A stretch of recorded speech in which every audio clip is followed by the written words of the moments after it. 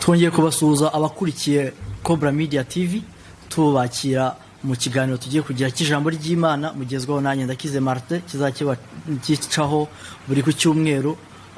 Turabiyegereje mbere yuko tuganira ijambo ry'Imana, reka tubaze twiyegereza Imana ibyo dukora byose bibashe gukorwa ku bw'icyubahiro cyayo.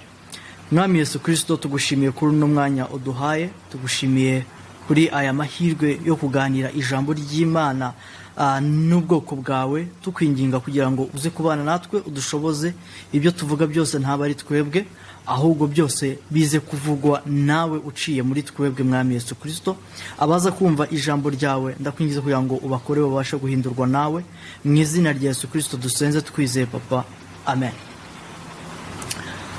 Bene data, uyu munsi turaza kuganira ku ijambo twahaye insanganyamatsiko ivuga ngo imirimo mu ivugabutumwa. Iyo tuvuze ivugabutumwa akenshi dukunze kumva kubwiriza, tukumvamo kuririmba ndetse no gukora ibindi bikorwa ku bw'icyubahiro cy'Imana cyangwa se ibindi bikorwa by'abakristo. Ariko cyane cyane uyu munsi naje kuganira namwe ijambo rivuga ngo imirimo mu ivugabutumwa cyangwa se akamaro k'imirimo mu ivugabutumwa ryacu abakristo. Amen. Icyo tukunze kwibandaho kenshi dukunze kubwiriza mu magambo cyangwa se tukabwiriza mu ndirimbo turirimba, ariko uyu munsi tugiye kuganira ku ijambo cyangwa se akamaro k'imirimo y'umukristo mu kugira ngo akore ivugabutumwa rifite imbaraga cyane riruta ivugabutumwa dukora mu magambo. Reka twihuse dusome ijambo ry'Imana muri Yakobo ibice 2 ku murongo wa 14 turageza ku 17, tuze kongera dutaruke tugere ku murongo wa 26. Dusome mu izina rya Yesu Kristo. Ijambo ry'Imana rivuga ngo, mbese bene data byavura iki niba umuntu avuga yuko afite kwizera nyamara akaba ari nta mirimo akora? Bene uko kwizera kwabasha kumukiza? Cyangwa se hagira mwene data w'umugabo cyangwa w'umugore wambaye ubusa kandi akaba abuze ibyo kurya by'iminsi yose, maze umwe muri mwe akamubwira ati, genda amahoro ususuruke uhage, ariko nimumuhe ibyo umubiri ukennye? Byavura iki? Uko niko no kwizera iyo kudafite imirimo, ahubwo kuri konyine kuba gupfuye.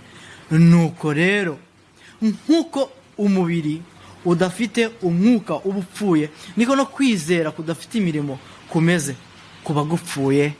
Amen. Haleluya. Ahangaha bene data batubwiye ijambo, batubwira uko kwizera kudafite imirimo ntacyo kuba kumaze. Ijambo ry'Imana rikomeza ryensista akamaro k'imirimo, aho baduha urugero bose hagize umuntu uza kugutaka wakubwira ko abuze ibyo kurya by'iminsi yose cyangwa se abuze icyo yambara, warangiza ukamubwira ngo genda uryame ususuruke uhage, utamuhaye icyo yambara, utamuhaye icyo arya, ngo ese ibyo ngibyo byaba bimaze iki? Ava ngo niko niyo waba wizeye ariko udafite imirimo, ibyo ukora aba ari ubusa.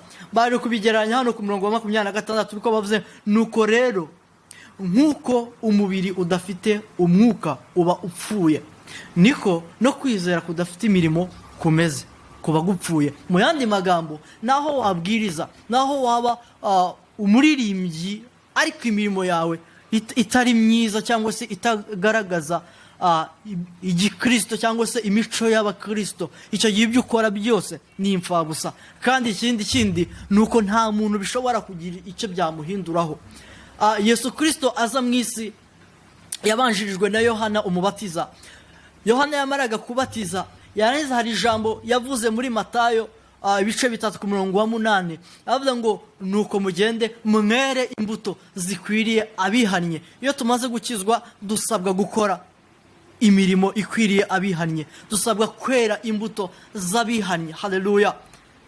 Imirimo yawe irashobora gutuma bene data bakizwa, kandi imirimo yawe wowe wa mukristo wewe wemeye Yesu Kristo ugakizwa ishobora gutuma mwene data adakizwa bitewe nuko atari myiza, bitewe nuko imirimo ukora idahuye n'ibyo uvuga. Haleluya. Reka twumve ijambo ry'Imana uko rivuga. Mu by'ukuri bene data, abantu barashobora kwizera bitewe n'imirimo myiza ukora, atari ukubabwiriza gusa. Ariko kandi abantu barashobora kutizera bitewe n'ibyo uvuga, ariko imirimo ukora itandukanye cyangwa se ihabanye n'ibyo ubabwiriza cyangwa se n'ibyo uririmba.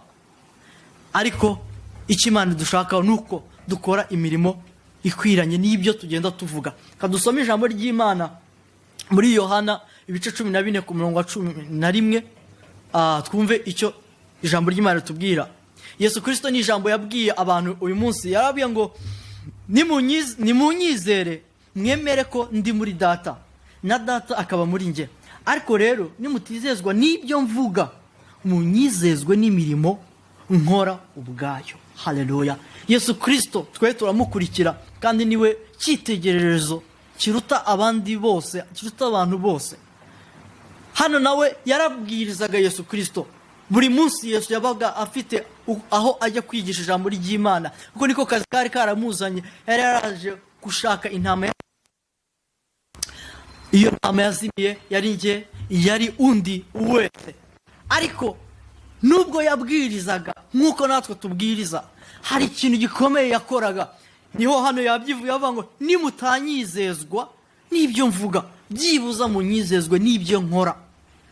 Bivuze ngo yarabwirizaga ariko akagira n'umwanya agakora. Ibyo yakoraga byahuraga n'ibyo avuga, bituma benshi bagenda bamwizera. Abamwizeye bose babonaga ibyo akora bidasa n'iby'abana b'isi. Yesu yavuga ngo njye navuye mu ijuru, njye navuye ku Mana. Ntibabyemere, ariko imirimo yakoraga usibye ibitangaza gusa. Yesu Kristo nta cyaha na kimwe abarwaho. Ibyo dusoma byose nta kintu na kimwe Yesu Kristo yashinjijweho nk'icyaha. N'urupfu yapfuye, Pilato ajya kumubamba yaramubajije se, ibyo bakurega nibyo wakoze? Aramuhereza urugari kugira ngo amurebe, ariko Pilato aramwitegereza amuburaho icyaha na kimwe cyatuma abambwa. Abwira abavuga ngo njyewe nta cyaha mubonyeho. Haleluya. Yesu Kristo nta cyaha yagiraga, kuko ibyo yavugaga byose byahuraga n'ibyo yakoraga, bigatuma benshi bakizwa bitewe n'imirimo yakoraga igaragaza ibyo abwiriza. Atandukanye cyane n'abafarisayo. Nibyo yababwiye muri Matayo ibice 23 ku murongo wa 2, wa 3, wa 4 gutyo ukomeje kumanuka. Ababwira ngo abafarisayo ndetse n'abandisi nibo bicaye ku ntebe ya Mose, ngo mujye mwumva ibyo bavuga ariko mwirinde gukora ibyo bakora, kuko ibyo bavuga si ibyo bakora. Niko no muri iki gihe abakristo benshi niko bameze. Ariko Imana itubabarire, dufitemo abakristo bameze nk'abafarisayo, bavuga ibyo babwiriza atari ibyo bakora. Imirimo yabo, imyitwarire yabo, uko bagenda, imigendere yabo, ingeso zabo zitagaragaza ubukristo bwabo.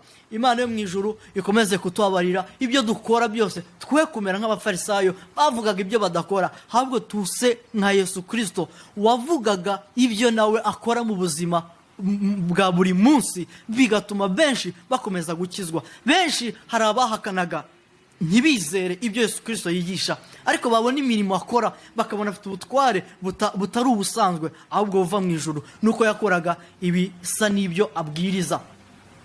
Natwe nicyo kidukwiriye mwene data. Natwe dukwiriye guhamirisha ibyo twizera, imirimo dukora. Imirimo myiza izavuga ubutumwa biruta cyane n'ubutumwa uvuga ku bw'amagambo. Ushobora kubwiriza abantu, ariko imirimo ukora hanze igatuma benshi batakwizera, batanashaka no kumva n'ibyo uvuga, bitewe n'imirimo ukora hanze, bitewe n'ingeso zawe, bitewe n'ukuntu witwara.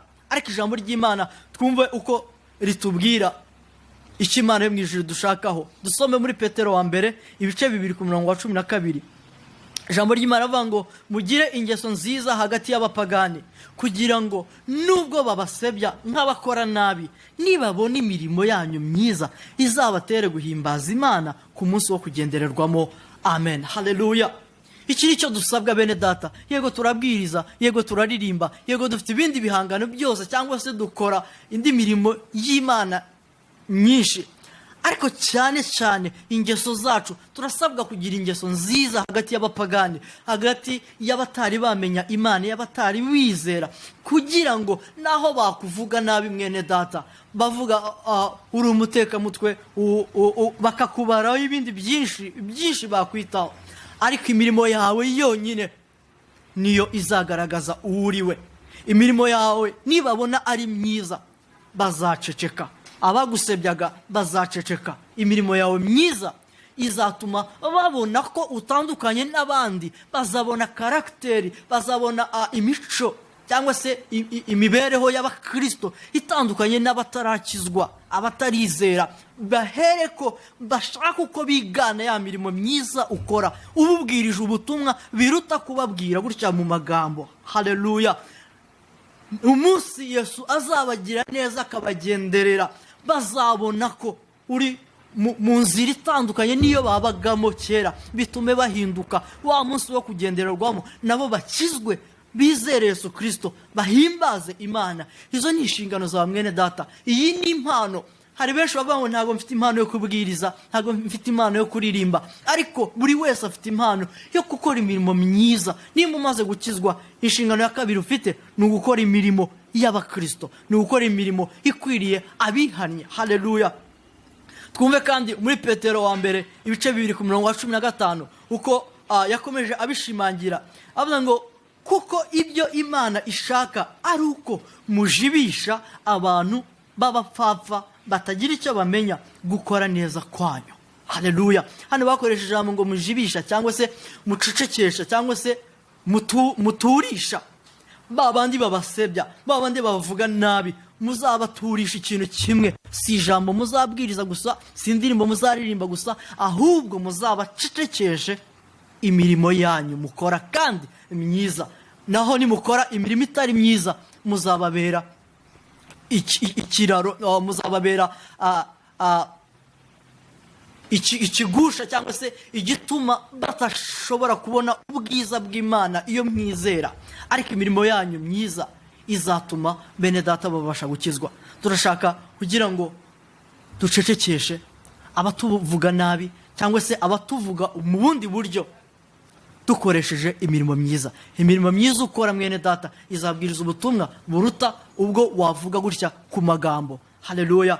Dusome muri Matayo ibice 5:16 ikindi ijambo ry'Imana ridusaba, avuga ngo abe ariko umucyo wanyu ubonekera imbere y'abantu, kugira ngo babone imirimo yanyu myiza, bahere ko bahimbaze So wo mu ijuru. Haleluya!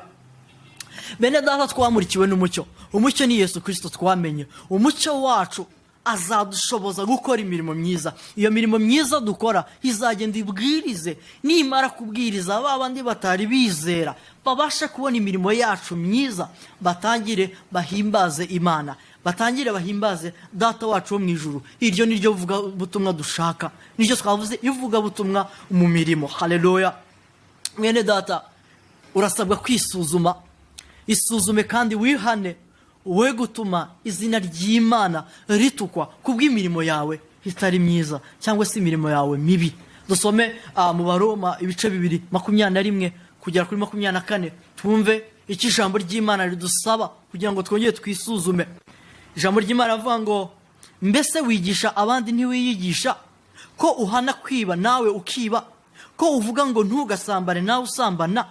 Ko wanga ibishushanyo bisengwa nawe ukanduza urusengero? Ko wirata amategeko nawe ugayishisha Imana kuyacumura? Izina ry'Imana ritukwa mu bapagani ku bwanyu, nk'uko byanditswe. Haleluya! Imana itubabarire. Bene data, iki ni igihe kigezweho. Dusabwa kubwiriza dukoresheje imirimo yacu, kubuza abantu kwiba nawe ukiba, kubuza abantu gusambana nawe uri umusambanyi, kubuza abantu kubeshya nawe ubeshya, kubuza abantu kureka ubwiriza abantu ngo batange icyacumi nawe utagitanga, n'ibindi byinshi tutavuze. Urasabwa gukora imirimo myiza kugira ngo bene data bakwigireho. Ijambo ry'Imana ryashoje rivuga ngo izina ry'Imana yo mu ijuru dusenga riratukwa bitewe n'imirimo yacu mibi, bitewe n'uko ibyo tuvuga atari byo dukora. Imana itubabarire, Imana itubabarire. Mureke bene data dukora imirimo ihwanye n'ibyo tuvuga n'ibyo twizera. Mureke ibyo ubwiriza bise n'ibyo ukora, kugira ngo bene data bari hanze babashe gukizwa bitewe n'imirimo myiza ukora. Imirimo myiza ukora ishobora gutuma mwene data umutima uhinduka, ingeso ze ukazihindura. Imana yo mu ijuru duha imbaraga, itwambike ubushobozi kugira ngo tubashe gukora ibyo tubwiriza. Ijambo ry'Imana muri Yakobo igice cya mbere ku murongo wa 20 avuga ngo ntitugapfe kumva ijambo twishuka, ngo ahubwo tujye dukora iby'iryo jambo. Ubuzima bwacu bw'abakristo reka butandukane nubwo abatari bamenye Imana. Tubwirize. Ubu ni uburyo bufite imbaraga cyane mu buryo bwo kubwiriza. Dukunze kuvuga ijambo tuvuga ngo kora ndebe iruta uvuga numve. Kora ndebe, imirimo yawe izatuma benshi bakwigiraho, izaruta bya bindi uvuga ariko wasohoka ntaba ari byo ukora. Katwumve iki ijambo ry'Imana ridusaba, ubutumwa Imana kubwira uno munsi mwene data dusoza. Ijambo ry'Imana dusoma mu Bakolosayi igice cya 1 ku murongo wa 10 avuga ngo mugende nk'uko bikwiriye ab'umwami wacu, mumunezeze muri byose, mwere imbuto z'imirimo myiza yose, kandi mwunguke kumenya Imana. Amen. Bene data, turi mu isi ariko twebwe twakiriye agakiza, twakiriye Yesu Kristo, tugenda nk'uko Yesu Kristo yagendaga. Ibyo tubwiriza, ibyo turirimba, mureka ari byo tubamo. Tureke kuzatubwiriza hanze tuzwi nabi, bizatuma babandi batuzi nabi batazizera Yesu Kristo, batazemera ibyo tuvuga, batubonamo uburyarya, batubonamo ko turi abateka mutwe cyangwa batwita ibindi kubera imirimo mibi dukora hanze. Mureke duhinduke, tugende nk'uko twahamagawe, nk'uko bikwiriye abana b'umwami, abana bakiriye Yesu Kristo, kubw'imirimo myiza. Tunezeze Imana mu byo dukora byose, kandi ngo twere imbuto z'imirimo myiza. Kwera imbuto z'imirimo myiza ni kwa kundi gukora imirimo myiza bigatuma benshi bakizwe kubera imirimo myiza dukora, kandi ngo twunguke kumenya Imana. Mureke dushakashaka uko twamenya ibyo umwami wacu ashima, nk'uko mu Efeso ibice 5 ku murongo wa 10 havuga. Imana ibaha imigisha bene data. Nagusaba kugira ngo wongere imbaraga mu gukora imirimo myiza kugira ngo bene data babashe gukizwa.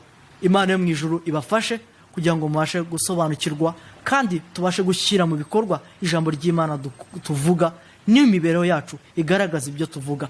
Kadusenga Imana tuyisaba ubufasha. Urakoze mwami Yesu Kristo kutwibukije kuguhimbaza, kugukorera, kuvuga ubutumwa biciye mu mirimo myiza. Ibi nibyo wadusabye kugira ngo twere imbuto zikwiriye abihanye ayo mirimo myiza.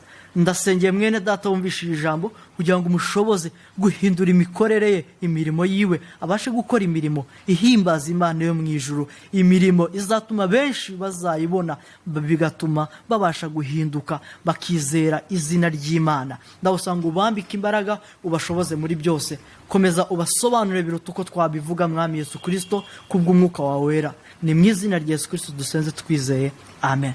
Twongeye kubasaba abatarakora subscribe kugira ngo mukore subscribe, kandi mukomeze gukora share, mubwirize bene data bandi, mukomeza gutanga na comment kugira ngo dukomeze tumenye uko tuzadukora ivuga butumwa mu buryo bukwiriye. Imana yo mu ijuru ibahe imigisha, amen.